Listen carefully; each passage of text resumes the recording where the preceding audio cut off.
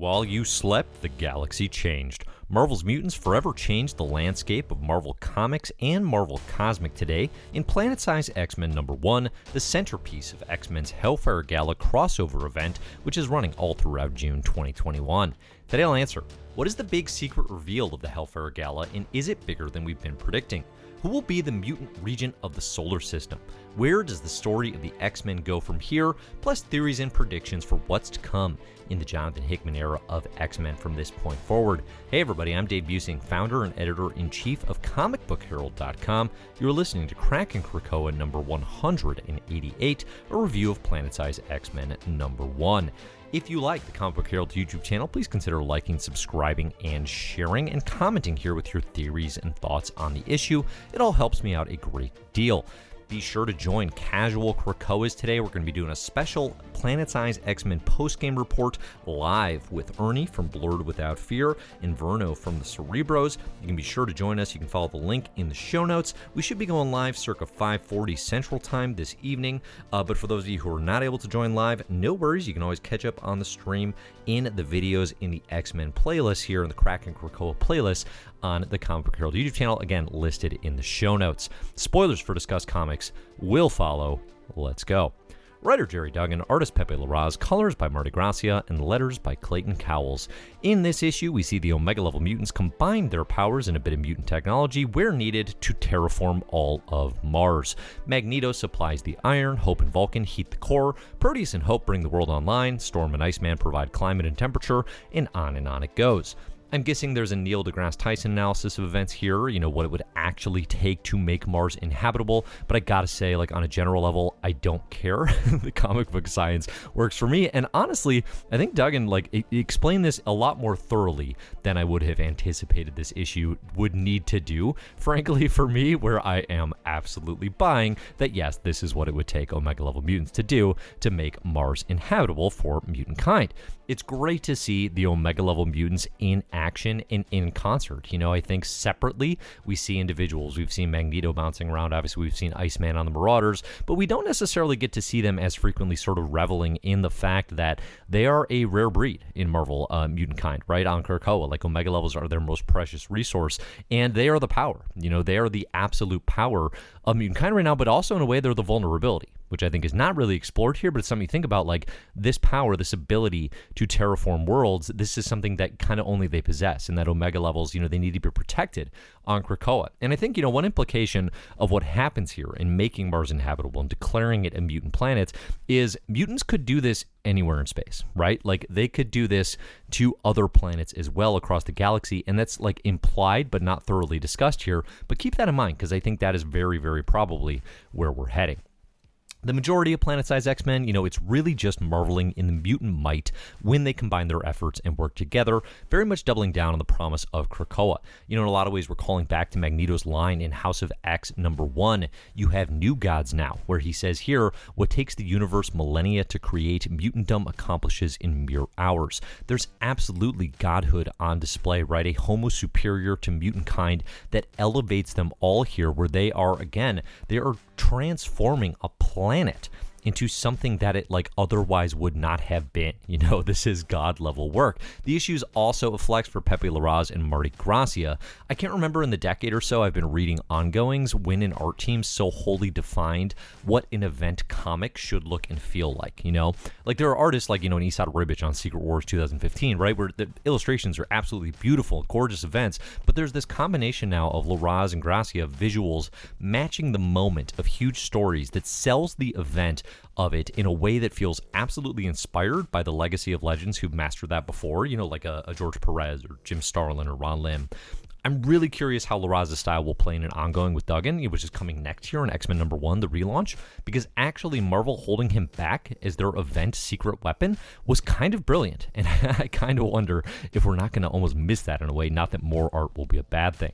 Now, one nice thing about Planet-Size is it's one of the first real follow-ups we get on Araki and what it's doing on Earth since Ten of Swords. We see the Araki mutants declaring sovereignty over cities, and Captain America meeting with Cyclops to address the massive influx of mutants and a new island on Earth, because lo and behold, turns out that others noticed the 16 million new mutants and a new island on Earth. Now, this has been one of the most glossed over parts of the Ten of Swords aftermath, and aside from Duggan's work in Cable and the rare Hickman chat with Iska, those 16 million Araki are kind of just presumed playing an infinite loop of like pickup hoops on their island. Like, I assume that is just what they're doing all the time, like bored out of their minds, but like amazing step back threes. Arako on Earth actually feels kind of like a missed opportunity, you know, like we saw so little of that, but to its credit, Planet-Size X-Men is saying, okay, that was never the point. There's actually more to it. Now, before we get to kind of what happens here, we see Magneto doing the final recruitments of Omega-level mutants. And we see on Otherworld, there's actually a really interesting moment here where he goes to collect Jamie Braddock, but it also seems to confirm that Mr. M, the Omega-level mutant who we've seen nothing of, is like almost officially, the Mercator on Mercator, okay? So there's a province in Otherworld that is named... It is the last name of Mr. M, an Omega-level mutant, who is like the least well-known Omega-level mutant, but he's declared one by Jonathan Hickman in the Omega-level mutants chart. Jamie Braddock basically says, like, yeah, oh, you went there looking for him. Like, that's the implication. They're saving Mr. M for something. Like, I don't know why. That's like there's a big story plan for this character, but they are saving Mr. M for something, and that's really interesting. Now, in terms of Magneto's own planning, there's a really good quote here. Magneto says, "Earth is our home, but it is also our past. The future of mutantdom was always up there," and up there he's referring to space. This ties into something I've been saying a lot, which is that controlling relations with mutants and humans on Earth is very early stages of Moira's big picture long-term planning, right? Like getting mutant sovereignty on Earth, getting leverage over humankind, getting safety where they can be safe on Krakoa for mutant kind, you know, against humanity that has feared and hated them historically. That's like baby step one. You know, the long-term planning of what Moira knows is so far beyond that, and as Magneto says, it's always up there, it's always in space. So we see Magneto also go to Arako, he goes to the Araki Great Ring, and they provide, Iska the Unbeaten and the Great Ring here provides Omega-level mutants of their own to help with terraforming Mars, which is exciting as well. I think the more we can see the mutants of Arako, the better this era of X-Men is going to be. Again, it's this huge untapped potential of these 16 million new characters and new power sets.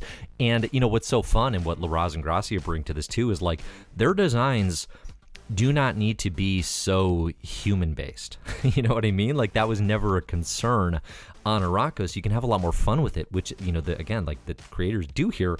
It doesn't appear to be in the cards in the short term, but the longer this era goes, there's just such an opportunity to start focusing titles on all these new mutants of Arako. I would absolutely love to see it. So the kicker to the terraforming plan is it's made a planet for the Araki, right? All of Arako is transported to Mars. This is smart and important. As Captain America says in Marauders number 21, you may have solved one problem, and I think this does, right? So he's like, okay, the problem of the Arako mutants, who know only war, who know only, you know, destruction, right? If mutant kind had just up and moved to Mars prior to Ten of Swords, well, one, they didn't have the capabilities, right? Mutant kind, Krakoa, they actually did not have the mutant technologies to do this prior to Ten of Swords. Okay, they needed the external gate, they needed some of these Arako mutants and their Omega level abilities. And then two, there's also like less of an advantage, you know, so like a lot of people were like, oh, I wish they had just moved to Mars to begin with, and a lot of people theorized, you know, from jump, that like the mutants might be on Mars, because again, this is something that's like in Hickman's work. You know, he wrote a graphic novel called Red Mass of Mars. He has the character Ex Nihilo, you know, in the pages of Avengers, who I think died in the build, The Secret Wars, and presumably isn't still on Mars, because otherwise the mutants just murdered him. Planet-Size X-Men, they may have just murdered Ex Nihilo. That is neither confirmed nor denied. But regardless, like they haven't, you know, mutant kind hasn't even really solidified full power on Earth. They'd be splitting their population going to Mars. It didn't really make sense until now.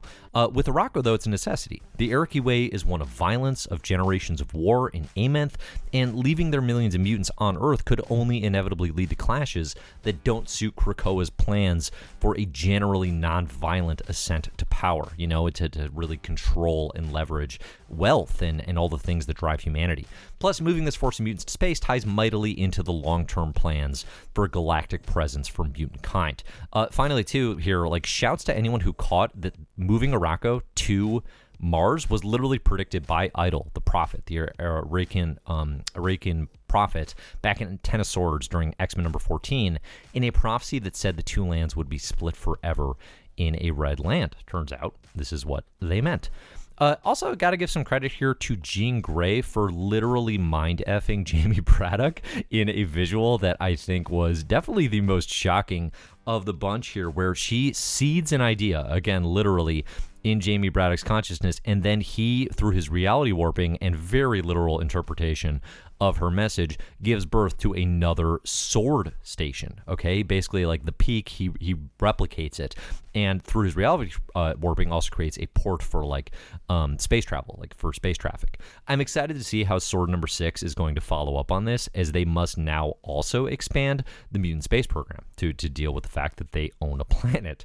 Great opportunity for Al Ewing there to actually be the one to tie into the Araki and the relationships with Sword and the Marvel cosmic background as he builds towards his last Annihilation event, because obviously this is going to have implications. So, in doing all of this, mutant kind is also claiming Mars as their own and effectively the spaceways, right? Renaming a planet is such a flex, and I love it. What does Mars give mutant kind? Okay, on the surface, a world for Arakko and all of its mutants, right? So that's a big one.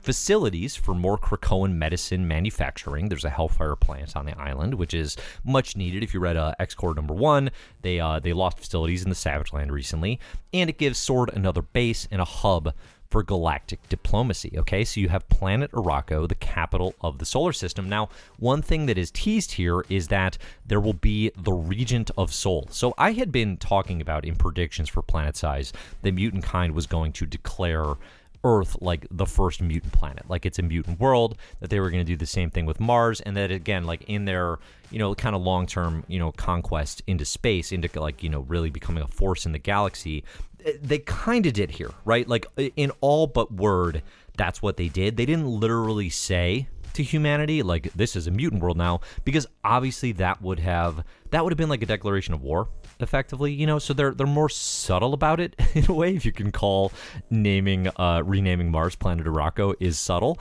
But in terms of having the Regent of Sol, I mean, the implication here too is like, we own the solar system. Who's going to be the Regent of Sol? I mean, heavy favorite here is Storm. It's got to be Storm. I think if it's anyone else, that would be a disappointment. I don't even want to name other names. It's Storm. Stop looking elsewhere. The Regent of Sol. And what a cool upgrade for Storm as a character, for this incredible Omega level mutant, who is royalty, has been a queen of Wakanda, right? Who is, this Omega level mutant goddess, to now be the Regent of Sol. I think that's a really interesting upgrade. Now, back in August of last year, before Sword had even officially been announced as a title in the X-Men line, I made this video on how Hickman's X-Men will conquer the galaxy. Well, guess what? This is a good series of first steps. This very much builds into that theory. Mutants are asserting that they own this solar system. That will continue to have cosmic ramifications, okay? Those are not claims that will go without resistance. Mutant dominance of space is not so easily confirmed. Remember, Orcus has a sentinel city, I think on Mercury, which is just kind of out there. Not to mention the existing space empires, whether we're talking like the Kree-Skrull joint empire or the Shi'ar even, who's more allied right now with mutant kind. They may not take kindly to a new emerging threat, to a new emerging mutant empire that could, eventually come for them. Big picture for us to know if Life 10 is a success too. This is Moira's 10th life. Think about the big picture of it all. Okay, is Life 10 going to be a success? Is this going to be the one where mutants thrive? There's a lot happening here that sets up mutant success. I mean, Planet-Size X-Men is a celebration. This is a victory lap after a lot of, threats and damages and tragedy for mutant kind. This is a victory. But, and looked back too, like you have a mutant space empire growing. You have allies with the Brood. You have Shi'ar Empire territory and the Shi'ar Empress owing Storm favors. There's all sorts of things in the X-Men's and mutant kind's favor right now. The one major threat that remains from House of X and Powers of 10 is the Phalanx. Okay, like obviously there's all sorts of existing threats like an Orcus, but long term, looking at House and Powers, the obvious one that remains is the Phalanx.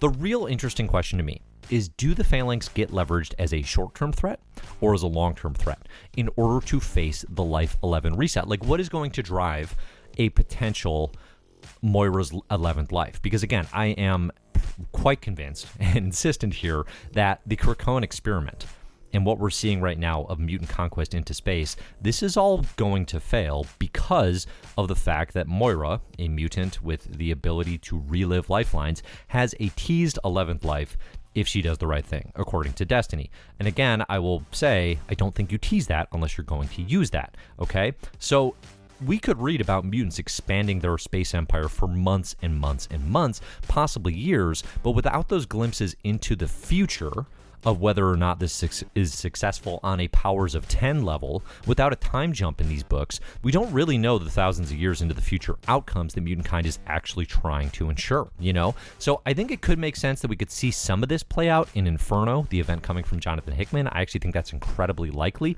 but I also think it's very likely that we're going to start seeing some time jumps in these X-Men books to tell us, like, okay, as mutants are expanding into space and as they are successful, there will be these sort of in-the-moment threats, but then think, too, big picture, as they conquest further territories and create a mutant space empire, what does that mean for the future of mutant kind? Because that is the thing that is ultimately going to tell us if Moira's plans are succeeding or if we're going to need to go to the next life. So, next up, for Gerry, Duggan, and Pepe Larraz, it's going to be the ongoing in X-Men #1. And I'm excited about it. It's definitely... I don't anticipate it's going to be as, cosmic, certainly. It's like this is going to be the X-Men superheroing in New York. I'm a little concerned about... I think Larraz, obviously doing an ongoing is fantastic. I'm a little concerned this series could feel a little too regressive in terms of just having an X-Men team doing battles, but, I'll reserve judgment until the book comes out, certainly. Gerry Duggan as a writer is in a really interesting place right now in the X-Men, because he's the one who's going to be relaunching X-Men. His Marauders drove into the Hellfire Gala crossover, and he's the one writing Planet-Size X-Men here. I mean, there's a very, second in command, kind of a second lieutenant thing going on with Jonathan Hickman, and I think, for a lot of fans, it raises the question, is Duggan up for that? Does Duggan operate on that level? And I think this X-Men series is really going to be... This is going to be the one that tells us whether or not that was the right choice, right? Whether or not he was, inappropriate second in command. Because otherwise, you've got your Al Ewing, you've got Cy Spurrier, you've got Zeb Wells, even what Vita Ayala is doing on New Mutants. You've got really great creators in this. Leia Williams coming in with Trial Magneto, right? You have all these really great creators right now that I think could fill that void. So I'm optimistic. I hope it's good. But that's what's coming next in X-Men #1. So let me know your theories. Let me know your comments here down in the comments on the YouTube channel. It's all greatly appreciated. Thanks to everybody who supports the site over on patreon.com/Comic Book Herald. All your support, especially the Mysterious Benefactors tier, is awesome, and I love it, and it's so helpful. So thank you very much. Again, you can join us live on Casual Krakoa's live with Blurred Without Fear and the Cerebros. Find the link in the show notes here. Otherwise, I'm Dave. You can find my stuff at comicbookherald.com, at Comic Book Herald Online. Look for the best comics ever and My Marvelous Year podcasts for more from me. Thanks, everybody, for listening, and as always, enjoy the comics.